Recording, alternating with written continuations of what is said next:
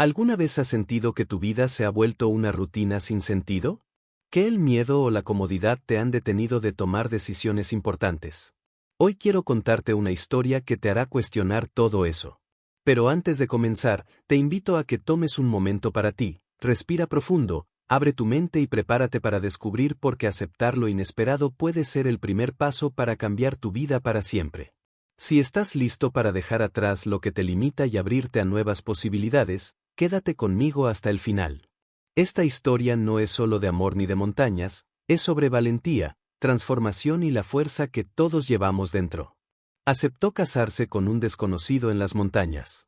Fue una de esas decisiones que no se toman con la cabeza, ni siquiera con el corazón, sino con algo más antiguo, más silente y visceral, como una llamada que emerge desde un rincón olvidado del alma, donde habita lo que no se puede explicar con palabras. Nadie la entendió. Ni su hermana menor, que siempre había sido la voz de la lógica en la familia, ni las amigas del café de los martes, esas que debatían durante horas sobre trivialidades envueltas en tazas tibias y consejos de segunda mano, ni mucho menos ella misma, que al mirarse al espejo cada mañana sentía que su reflejo ya no le pertenecía del todo. Era como si su rostro hubiera envejecido por dentro mucho antes de que las arrugas se atrevieran a aparecer. Había pasado más de medio siglo viviendo en una ciudad que conocía de memoria. Sabía a qué hora el camión de la basura interrumpió el silencio de la madrugada, cuando florecían los naranjos de la avenida, y qué sonido hacen los semáforos rotos al parpadear. Todo en su vida había sido correcto, medido, funcional y profundamente vacío. No es que le faltaran cosas. Tenía un piso luminoso, una pensión decente y una agenda social aceptable. Pero hacía tiempo que no sentía sorpresa. No recordaba la última vez que el corazón le había dado un vuelco, ni de amor, ni de miedo, ni de alegría. Todo era predecible. Incluso el aburrimiento. Fue una noche cualquiera cuando lo encontró. No buscaba nada, simplemente navegaba sin rumbo por páginas antiguas de anuncios, como quien hojea el pasado. Y ahí estaba, una frase breve, tosca, como escrita con una mano áspera. Hombre solitario en los Pirineos busca esposa. Ofrece casa, comida y silencio. Se valoran mujeres pacientes. No fumadoras. Amor por los perros, imprescindible. Lo leyó 2 veces. Se rió la primera, con esa risa incrédula que uno reserva para lo imposible. La segunda vez, algo se le quedó clavado entre las costillas, como una astilla invisible.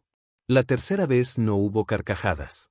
Solo una pausa larga, una especie de estremecimiento que no venía del cuerpo, sino de un rincón que hacía mucho que no se iluminaba. ¿Qué clase de hombre pone silencio entre lo que ofrece? ¿Y por qué el amor por los perros como condición absoluta? Había en ese anuncio una tristeza desnuda, sin disfraz. Pero también una sinceridad que ya no se encuentra en el mundo moderno. Esa noche no durmió bien. Soñó con cumbres nevadas, con una cabaña de madera, con ojos desconocidos que no la juzgaban, solo la miraban. A la mañana siguiente, sin pensarlo demasiado, encendió el ordenador, se preparó un café, ese café que siempre sabía igual, y escribió. No un currículo. No una carta de amor. Solo unas líneas sinceras, como si hablara con alguien que no esperaba impresionarse con grandes palabras, sino con la verdad simple de una mujer cansada de fingir que estaba bien. Y así empezó todo. Él se llamaba Mateo. Ningún apellido rimbombante, ninguna presentación elegante. Simplemente Mateo. Su primera respuesta no fue romántica ni cordial. De hecho, tardó 4 días en contestar. Y cuando lo hizo, fue con un mensaje breve, escrito sin adornos ni emojis, sin esa ansiedad por agradar que caracteriza a las conversaciones modernas. La casa es grande. No tiene lujos. Hay leña y agua. Son 5 perros. No soy buen conversador. Pero cocino bien. Ella volvió a leerlo 3 veces, como había hecho con el anuncio. Cada palabra tenía peso, como si hubiera sido elegida con esmero, pero sin intentar seducir. Y eso, extrañamente, le gustó. Había algo en esa forma de hablar, seca, directa, casi arisca, que le resultó familiar, como si la transportara a una época anterior al artificio, a cuando la vida se decía sin adornos. Los días siguientes fueron extraños. Siguieron escribiéndose, aunque poco. No había largas confesiones ni promesas. Solo intercambios lentos, escasos, a veces incluso incómodos. Pero había verdad. Él le habló de sus rutinas, del silencio de las montañas, de la dureza del invierno.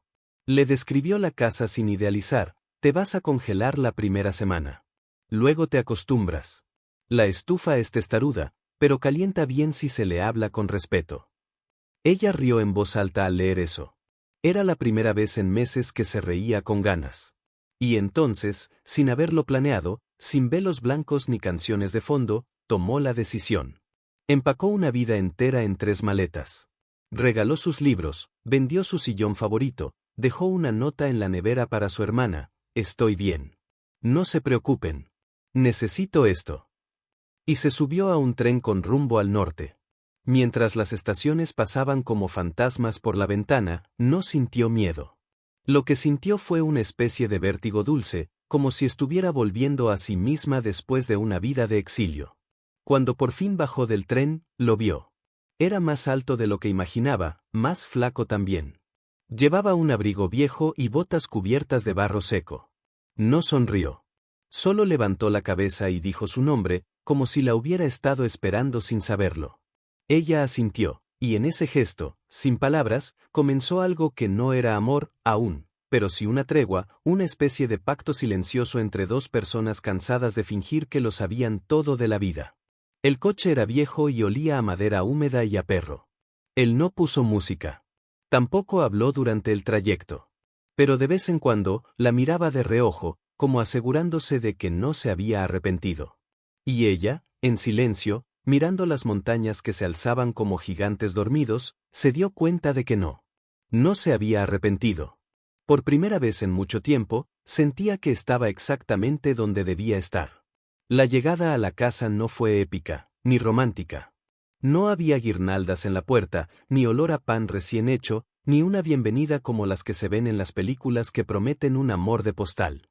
Había barro. Y piedras sueltas en el camino. Y un portón que crujía como si protestaba al ser abierto. Mateo bajó del coche sin decir nada, descargó sus maletas con la misma solemnidad con la que un campesino descarga sacos de grano. No era frialdad. Era sencillez. Y ella lo comprendió al instante: aquel hombre no vivía entre gestos, sino entre actos. La casa era de piedra, robusta, envejecida. Como una anciana silenciosa que lo ha visto todo y no necesita hablar de ello. Dentro, el aire olía a leña, a ropa húmeda, a pelos de perro y a vida sin filtro. La chimenea chisporroteaba, y sobre la mesa de madera maciza había una tetera abollada y 2 tazas. A su alrededor, 5 perros la observaban con una mezcla de desconfianza y curiosidad. No ladraban. No se acercaban. Solo miraban, como si evaluaran si aquella mujer era digna de formar parte de su manada. Ellos son los verdaderos dueños de la casa, dijo Mateo, sin mirar atrás. Si te aceptan, yo también. Ella dejó las maletas junto a la puerta, se agachó sin miedo y extendió la mano hacia el más grande, un mastín de mirada cansada y noble. El animal la olfateó, la rodeó con paso lento y luego se sentó a su lado, como si declarara su veredicto en silencio. Mateo asintió, apenas perceptible. No sonrió, pero algo en su rostro se suavizó. Esa noche, comieron sopa caliente y pan duro. No hablaron mucho. Él le mostró dónde estaba el baño, cómo funcionaba la estufa, dónde dormían los perros y cuál era su habitación. No había gestos de galantería, ni torpezas románticas. Tampoco hubo contacto físico. Ni siquiera un roce de manos. Pero hubo una extraña forma de respeto mutuo, como si 2 soldados que han sobrevivido a guerras distintas se reconocieran el uno sin necesidad de palabras. Ella se acostó temprano. En la habitación sencilla, apenas iluminada por una lámpara de aceite, se quitó la ropa lentamente, como si desnudarse ante aquellas paredes fuera un acto de confianza. El colchón era duro, la manta áspera, pero se durmió con rapidez. No por cansancio físico, sino porque, por primera vez en mucho tiempo, no tenía miedo. En la madrugada, un perro ladró a lo lejos. Luego volvió el silencio.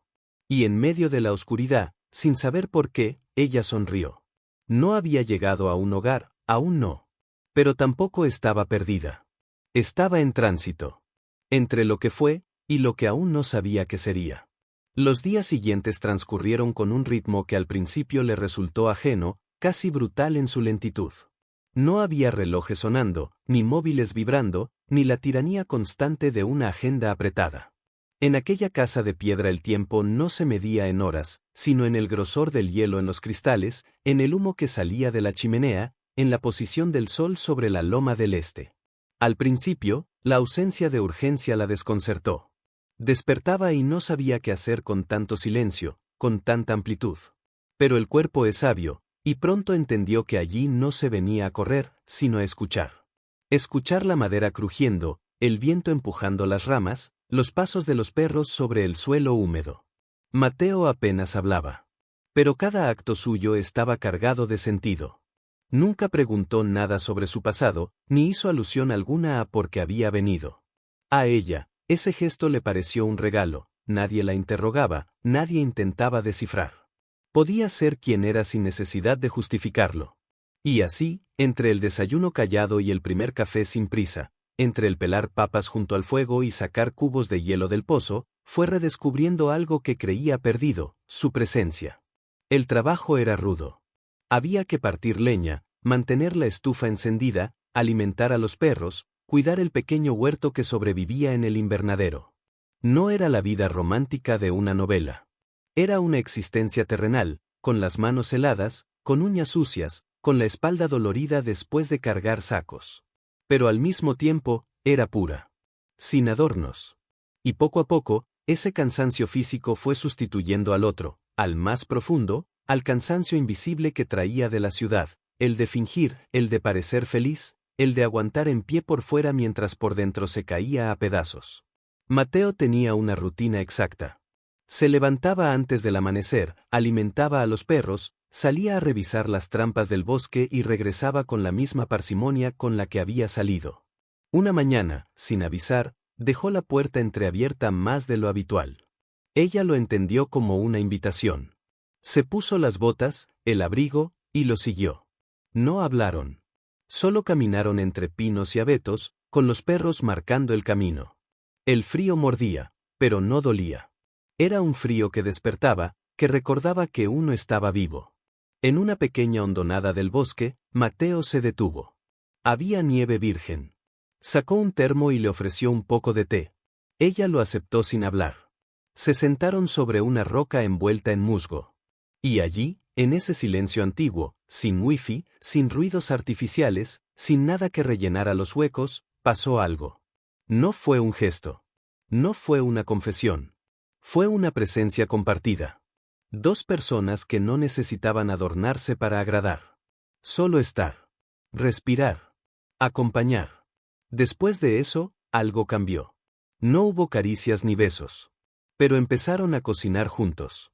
A ordenar el cobertizo en pareja. A leer en silencio frente a la chimenea.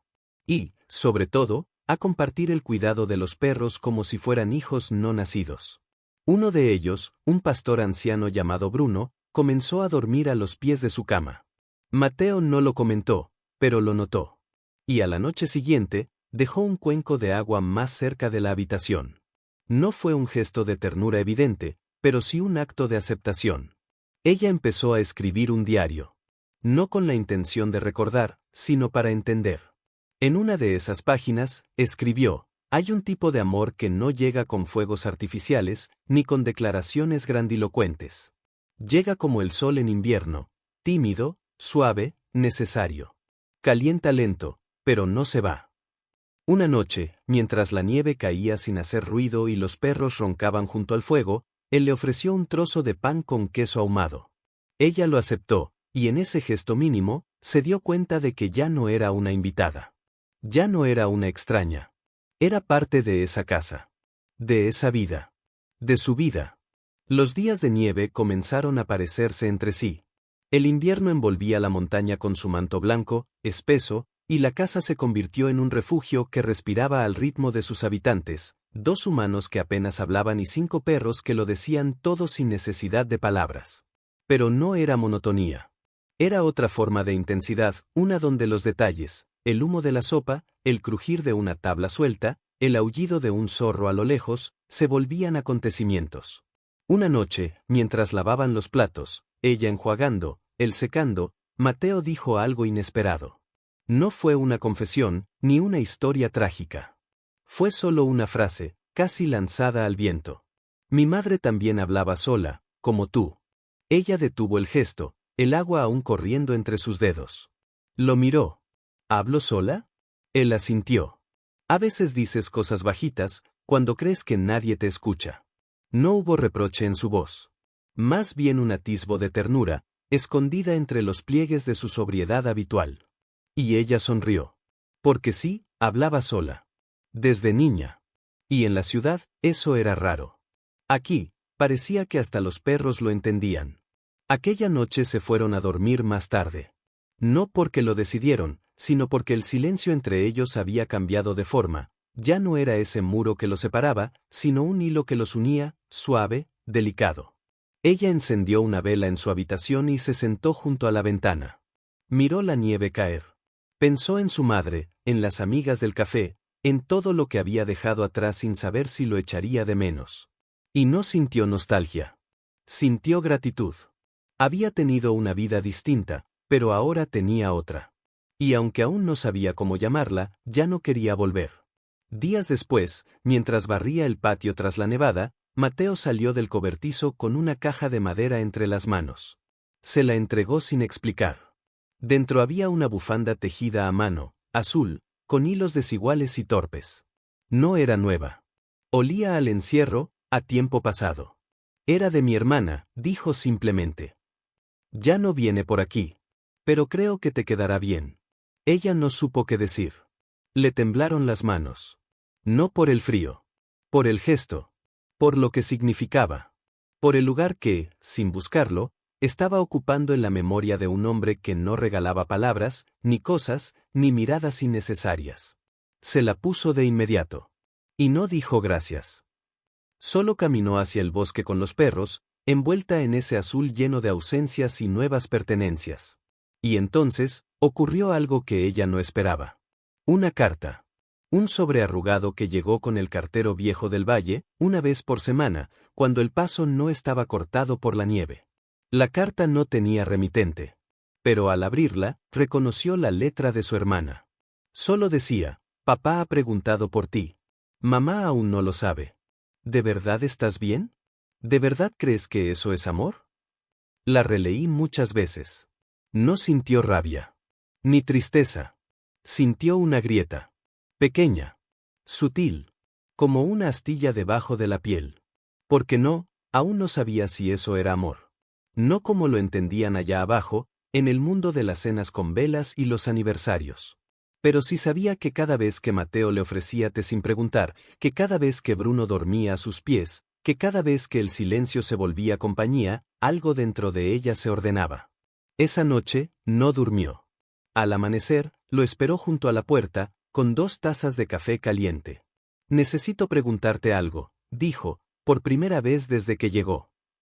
¿Por qué me escribiste aquella vez? Mateo la miró largo. Se quitó los guantes, los puso en el banco, y respondió sin rodeos. No quería una esposa. Quería compañía para los perros. Y alguien que no tuviera miedo al silencio.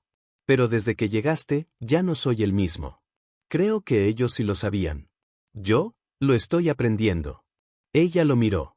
Sintió la respiración de Bruno contra su pierna. Y por primera vez en su vida, no necesitó saber el final de una historia para quedarse en ella. La carta quedó sobre la mesa de madera durante días, como una presencia incómoda que ninguno de los dos mencionaba. Ella no la escondió, ni la rompió, ni la guardó en un cajón. La dejó allí, como quien deja a la vista una herida abierta para ver si el tiempo se atreve a cerrarla solo. Mateo, fiel a su estilo, no hizo preguntas. Pero ella notaba que la miraba, de reojo, como si aquella hoja de papel fuera una amenaza invisible, una cuerda floja entre lo que eran y lo que no se atrevían aún a nombrar. Aquel viernes, después de recoger leña más allá del río helado, volvió con el ceño más fruncido de lo habitual. No estaba enfadado, pero sí inquieto. Se quitó las botas, dejó los guantes al lado de la estufa, y se sentó frente a la chimenea sin pronunciar palabra. Ella le preparó té con jengibre, como él lo prefería, y se sentó a su lado. El silencio era denso. Esta vez, no un refugio, sino un terreno minado. No tienes que quedarte, dijo él de pronto. Si tu familia te necesita, si extrañas otra vida, puedes volver. No te lo reprocharé. Ella lo miró. No por sorpresa, sino por ternura. Porque entendía lo que realmente quería decir. Si te vas, dolerá. Pero no te lo impediré. Mi familia no me necesita, respondió, con voz baja pero firme. Solo quieren saber si me arrepiento. Y no. No me arrepiento. Él asintió, pero no sonrió. Se quedó mirando el fuego, como si buscara en las brasas una confirmación más fuerte que las palabras. Entonces, ella se acercó un poco más. Apoyó la cabeza en su hombro. Y él, lentamente, muy lentamente, le cubrió la mano con la suya. Fue la primera vez que se tocan de verdad. No por accidente. No por rutina. Un contacto limpio, sin urgencia, sin promesas.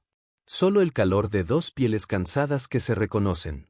Afuera, los perros ladraron brevemente. La nieve comenzaba a derretirse.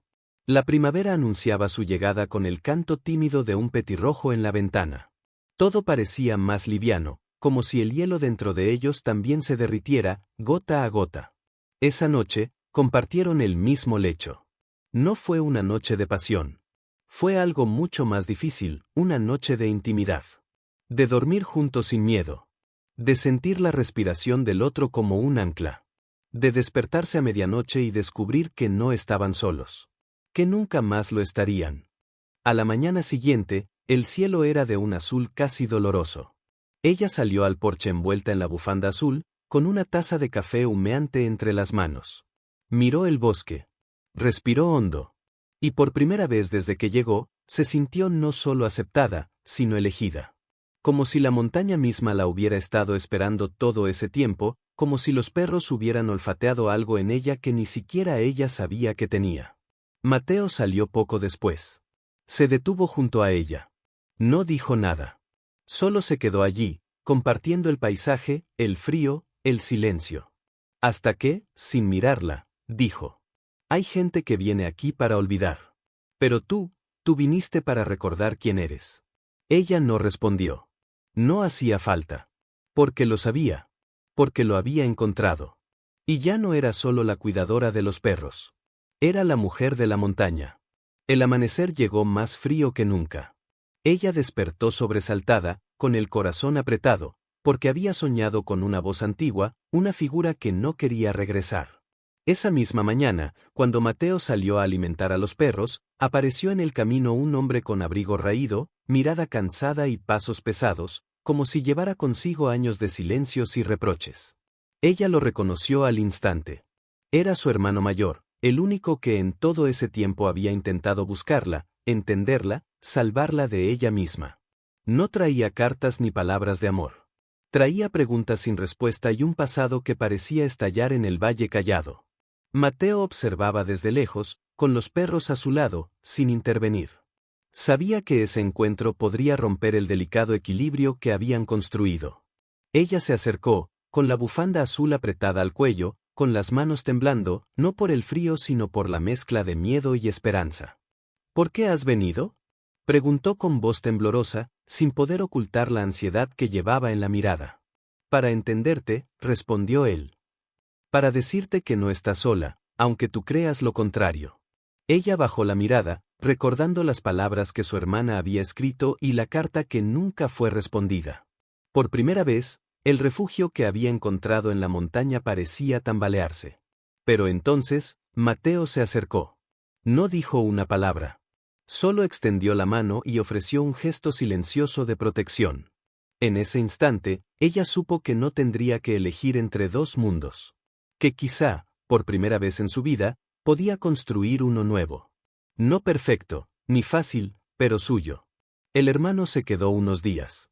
Las palabras empezaron a fluir con dificultad, como un río lento que despeja piedras antiguas. Y aunque la tormenta parecía inevitable, algo en esa casa de piedra y perros les recordaba que la vida también puede sanar en los lugares más inesperados. Ella miró a Mateo, luego a su hermano, y pensó que, tal vez, aceptarse a sí misma era el primer paso para aceptar a los demás.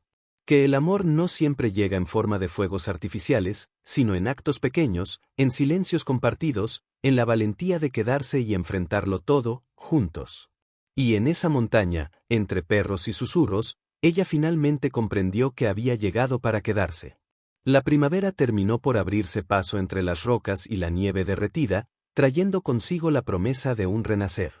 En aquella casa al pie de las montañas, los días ya no se parecían. Habían pasado del silencio cauteloso a una conversación pausada, cargada de significados no dichos, pero sentidos en cada gesto, en cada mirada. Ella, que llegó como una desconocida con un equipaje de dudas y ausencias, se convirtió en el centro invisible de un pequeño universo que ahora incluía a Mateo, a los perros, y hasta a su hermano, ese extraño que traía heridas pero también ganas de reconciliación. En ese equilibrio frágil y salvaje, encontró la verdad más sencilla y más difícil a la vez: la vida no es lo que esperamos, sino lo que elegimos construir.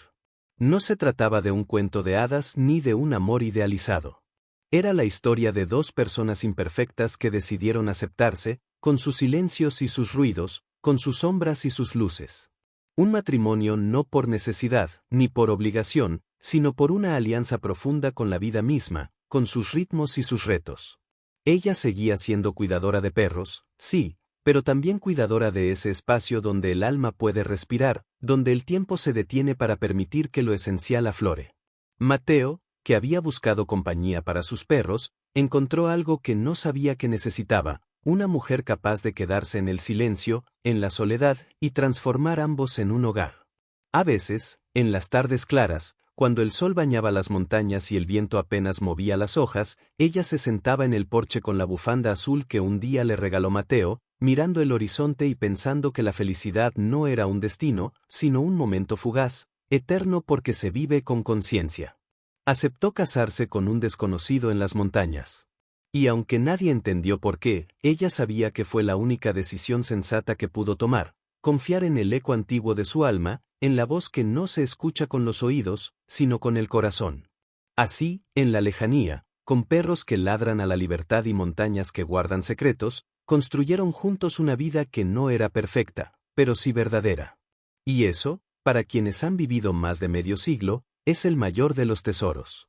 La montaña, que parecía eterna e inmutable, comenzó a enseñarles que la vida también es movimiento, cambio, y a veces, desapego. Los días de calma fueron sucedidos por tormentas inesperadas. La convivencia, aunque sencilla, puso a prueba su paciencia y sus límites. No era solo el frío o la nieve lo que hacía difícil aquella existencia, sino también la necesidad de aceptar al otro en su totalidad, con sus silencios y sus secretos. Ella descubrió en Mateo un hombre que no hablaba mucho, pero que escuchaba con una atención profunda, como si cada palabra fuera un tesoro que debía ser cuidado.